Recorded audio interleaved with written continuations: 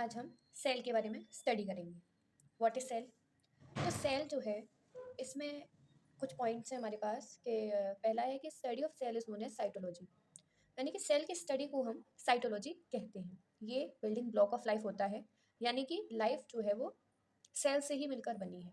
ये fundamental unit of life है, मतलब कि फंडामेंटल यूनिट ऑफ लाइफ यानी कि लाइफ का जो फंडामेंटल यूनिट है, सबसे पहली जो चीज़ है वो सेल है। इसे हम स्ट्रक्चरल या फंक्शनल यूनिट ऑफ लाइफ भी बोलते हैं, क्योंकि हमारा सेल जो है, जब बहुत सारे सेल कंबाइन हो जाते हैं तो उससे बनता है टिश्यू। टिश्यू जब कंबाइन हो जाते हैं तो उससे बनता है ऑर्गन, और ऑर्गन्स जब बहुत सारे कंबाइन हो जाते हैं या फिर कॉम्बिनेशन ऑफ ऑर्गन्स को हम ऑर्गन सिस्टम कहते हैं। अब हम देखते हैं डिस्कवरी के बारे में कि सेल की डिस्कवरी कैसे हुई। फर्स्ट बाय रॉबर्ट हुक, यानी कि सबसे पहले सेल की डिस्कवरी जो है वो रॉबर्ट हुक ने करी थी 1665 में। ये जो है डेड सेल की डिस्कवरी करी थी, जो कि कॉर्क में हुई थी। जो रॉबर्ट हुक हैं उनको हम फादर ऑफ साइटोलॉजी भी बोलते हैं। इसके बाद जो एंटोनी वैन ल्यूनवैन हुक हैं, उन्होंने भी सेल की डिस्कवरी करी थी, लेकिन उन्होंने लिविंग सेल की डिस्कवरी करी थी। कहाँ पर? पॉन्ड वाटर में। इसके बाद जो रॉबर्ट ब्राउन हैं, उन्होंने न्यूक्लियस की डिस्कवरी करी थी। जो फ्रेडरिक मिस्टर हैं, उन्होंने डीएनए की डिस्कवरी करी थी। वेटसन एंड क्रिक ने double helical structure of DNA की डिस्कवरी करी थी। डबल हेलिकल स्ट्रक्चर कैसा होता है ये मैं आपको बता देती हूँ। जो डबल हेलिकल स्ट्रक्चर है ना, वो ऐसा दिखाई देता है। इसमें डीएनए कहते हैं इस पूरे को, जिसमें से इसके ये जो है जॉइन है वो हिस्टोन से है। हिस्टोन एक प्रोटीन है, हिस्टोन प्रोटीन से ये जॉइंड है, और इसके एक पार्ट को हम जीन कहते हैं। इसके बाद है कैमिलो गोल्गी। जो कैमिलो गोल्गी हैं, उन्होंने इसको मतलब कैमिलो को गोल्गी ने डिस्कवरी करी थी गोल्गी बॉडीज़ की। अब हम सेल थ्योरी के बारे में बात करते हैं। All plants and animals are composed of cells. जितने भी प्लांट्स और एनिमल्स हैं वो सब सेल से मिलकर बने होते हैं। यही है सेल थ्योरी, कि जितने भी प्लांट्स और एनिमल्स हैं वो सब सेल से मिलकर बने हुए हैं। इसको दिया किसने था सेल थ्योरी को? बाई शेल्डेन एंड शिवान इन 1838। तो इन दो साइंटिस्ट ने सेल थ्योरी दी थी। ओमनिस सेल्यूला ई सेल्यूला इसे बोलते हैं। इसको किसने दिया है? रूडोल्फ विर्चॉ। इन्होंने ओमनिस सेल्यूला ई सेल्यूला को दिया है। इसलिए क्या कहता है कि new cells are formed from pre existing cells, कि नए सेल कैसे बनते हैं? प्री एग्जिस्टिंग सेल्स से मिलकर बने होते हैं नए सेल। यानी नए सेल कैसे बनते हैं? पुराने सेल से ही मिलकर बनते हैं नए सेल्स। ठीक है, आगे बढ़ते हैं। सेल मेम्ब्रेन क्या होता है? सेल मेम्ब्रेन में दे रखा है कि outermost covering of cell. Cell membrane क्या है? आउटर मोस्ट कवरिंग है ये सेल का, यानी कि सेल के सबसे बाहर जो आउटर मोस्ट पार्ट है वो सेल मेम्ब्रेन होता है। ये कैसे होता है? Thin, elastic, flexible, living. यानी कि थिन का मतलब है बहुत पतला होता है, इलास्टिक होता है, फ्लेक्सिबल होता है बहुत, और लिविंग है। मेन चीज़ यहाँ पर जो इंपॉर्टेंट याद रखने की चीज़ है वो है कि ये लिविंग होता है। Provide definite shape and hold content. ये इसमें इसकी डेफिनेट शेप होती है, और ये क्या करता है? कंटेंट को होल्ड करता है, क्योंकि सेल मेम्ब्रेन के अंदर काफ़ी सारी चीज़ें होती हैं, जैसे कि न्यूक्लियस होता है एंड काफ़ी सारी चीज़ें उसमें होती हैं। ठीक है, और ये सेलेक्टिवली परमिएबल भी होता है। सेलेक्टिवली परमिएबल का क्या मतलब है? कि ये हर चीज़ को अंदर नहीं जाने देता है। सेल मेम्ब्रेन के अंदर सारी चीज़ें नहीं जा सकती हैं। ये इसको हम सेमी परमिएबल भी बोलते हैं, यानी कि सेलेक्टिव चीज़ों को ही अंदर जाने देता है।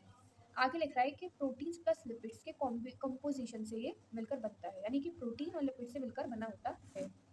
इसके आगे है डिफ्यूज़न, यानी कि सेल मेम्ब्रेन में डिफ्यूज़न होता है। डिफ्यूज़न का क्या मतलब है? Spontaneous movement of molecules from high to low concentration, यानी कि मॉलिक्यूल्स का मूवमेंट होना हाई कंसंट्रेशन से लो कंसंट्रेशन की ओर, यानी कि जहाँ हाई कंसंट्रेशन है वहाँ से लो कंसंट्रेशन की तरफ मॉलिक्यूल्स जब मूव करती हैं तो उसी को डिफ्यूज़न कहा जाता है।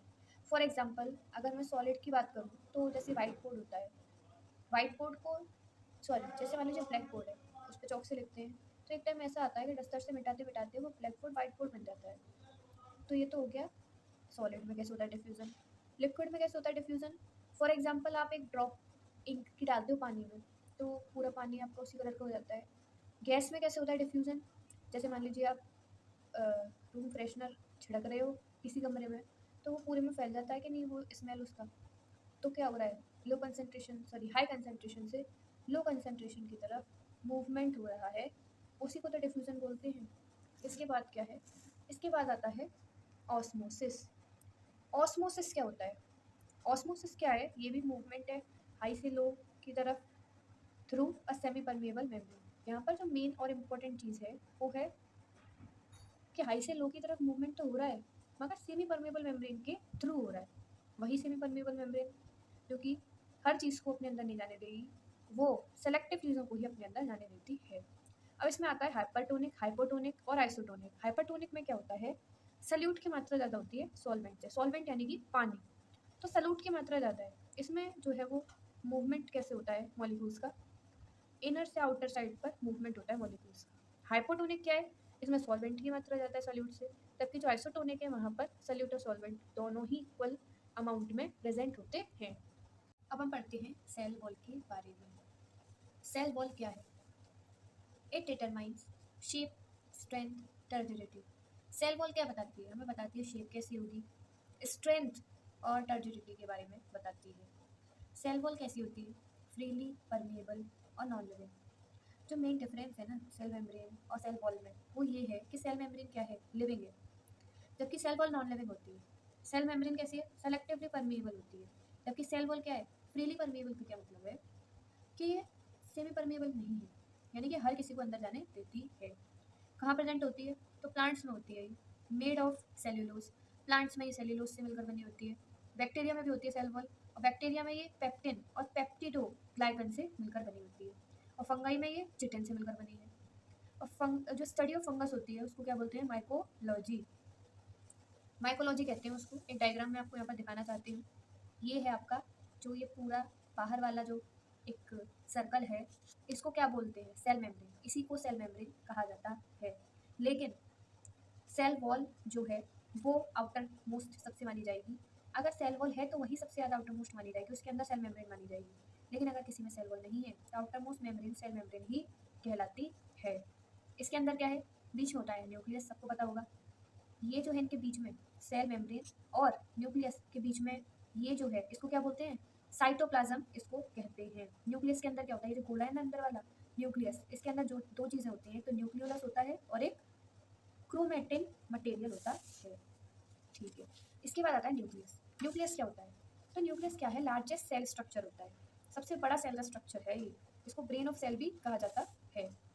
न्यूक्लियर एनवेलप भी इसे बोलते हैं, मतलब it composed of membranes and covers nucleus. इसमें क्या है, मेम्ब्रेन्स होती हैं और ये कवर करता है न्यूक्लियस को। Separate nucleus from cytoplasm and permit material between them, यानी कि न्यूक्लियस को अलग करता है साइटोप्लाज्म से और परमिट मटेरियल बिटवीन देम, इसके बीच में मटेरियल डाल सकते हो। इसके बाद न्यूक्लियोप्लाज्म क्या होता है? तो उससे पहले ये टर्म दिया किसने था, तो पुरकिंजे ने न्यूक्लियोप्लाज्म टर्म दिया था। ये क्या कहता है, the liquid ground substance of nuclear envelope. ये क्या है, लिक्विड सब्सटेंस है ये न्यूक्लियर एनवेलप का, यानी कि न्यूक्लियर एनवेलप में जो लिक्विड चीज़ है ना वो न्यूक्लियोप्लाज्म ही है। न्यूक्लियोलस क्या होता है, वन और मोर होते हैं, एक या एक से ज़्यादा हो सकते हैं ये। राइबोसोम क्या है, इसके अंदर राइबोसोम होता है, न्यूक्लियोलस के अंदर राइबोसोम होता है। ये बना होता है प्रोटीन से, form protein forming centres. Chromatin material क्या है, क्रोमेटिन मटेरियल जो मैंने अभी इधर जो डायग्राम इसमें बताया था ना, तो क्रोमेटिन मटेरियल क्या है, entangled mass of thread. Chromatin number क्या है, entangle mass of thread like structure. ये क्या है, entangle mass of thread like structure, यानी थ्रेड लाइक स्ट्रक्चर होता है, थ्रेड जैसा दिखता है ये। During cell division they get organised in chromosome. जब सेल का डिवीजन करते हैं, जब सेल डिवाइड होता है ना, तो ये थ्रेड से क्या बन जाता है, क्रोमोसोम बन जाते हैं। देखिए क्रोमोसोम आपको पता है इस तरीके से दिखते हैं। तो जब भी सेल डिवीजन होता है ना, तो ये थ्रेड लाइक स्ट्रक्चर क्या बन जाते हैं, क्रोमोसोम बन जाते हैं। और क्रोमोसोम जो है हमेशा पेयर में होता है। अब हम पढ़ते हैं क्रोमोसोम। क्रोमोसोम क्या होता है, thread like structure and visible during cell division, यानी कि ये थ्रेड लाइक स्ट्रक्चर होता है एंड विजिबल कब होता है, सेल डिवीजन के दौरान ही हमें ये दिखता है। इसके कंपोनेंट क्या है, डीएनए और प्रोटीन। डीएनए क्या है, जीन से मिलकर बना है। प्रोटीन क्या है, हिस्टोन, हिस्टोन प्रोटीन है एक, उससे ये मिलकर बना होता है। इसमें 23 पेयर होते हैं, जिसमें से 22 पेयर जो है वो ऑटोसोमल है, और जो एक पेयर है वो है sex pair, x x and x y. इसके बाद आता है साइटोप्लाज्म। साइटोप्लाज्म क्या होता है, parts between plasma membrane and nuclear envelope, यानी कि प्लाज्मा मेम्ब्रेन और न्यूक्लियर एनवेलप के बीच का जो पार्ट होता है वो साइटोप्लाज्म होता है।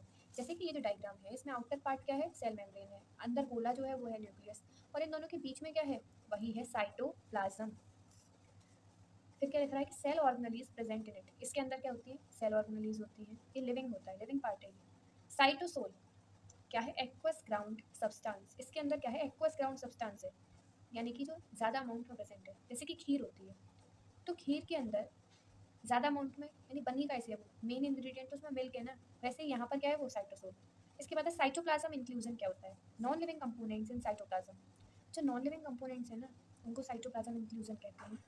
फॉर एग्जाम्पल क्या क्या है वो, पिगमेंट्स, न्यूट्रिएंट्स, ईटीसी, ये हैं।